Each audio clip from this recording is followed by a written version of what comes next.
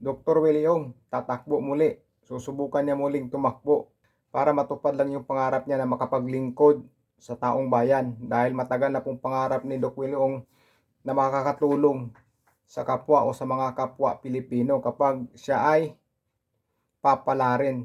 Sana sa pagkakataong ito, papalarin na po si Doc Willie para matanggal na rin po yung stress niya at matupad na po yung mga pangarap niya na makakatulong po talaga sa taong bayan. Kasi yan lang naman po talaga ang pangarap ni Doc Willie na makakatulong sa bayan. Kaya sa tumatakbo para po siya sa bayan, hindi po yan para sa pangsarili yan. Dahil napakabait mo yan si Doc Willie napakabait po yan. Kaso lang hindi pinalad dahil ganun talaga. Minsan mawalasin ka, minsan suswertihin ka, pero sana itong pagkakataong ito, sana makalusot na po si Doc Willie para mawala na yung stress niya, para mawala yung stress niya, matupad na yung pangarap niya.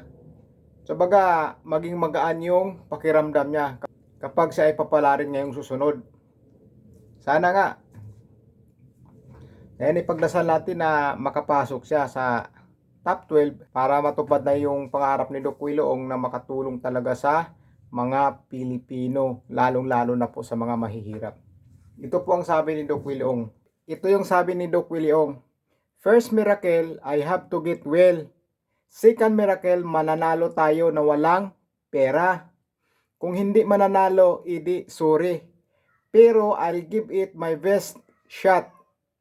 Ito ang David versus Goliath talaga. Yan ang sabi po ni Doc Willie Mahirap pero I'll do it the cleanest way. Yan ang sabi ni Doc Willie Hindi tayo connected kahit kanino. Hindi tayo admin.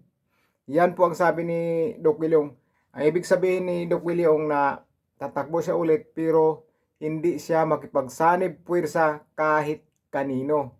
Kung sa baga, solo po si Doc Willie natatakbo. Mag-isa lang po si Doc Willie at wala pong grupo na sinasalihan siya. Kung sa baga, solo flight si Doc Willie Sarili lang niyang lakas ang bit-bit niya. Hindi na siya aasa pa sa iba pa na para lang makapasok. Ito solo na niya.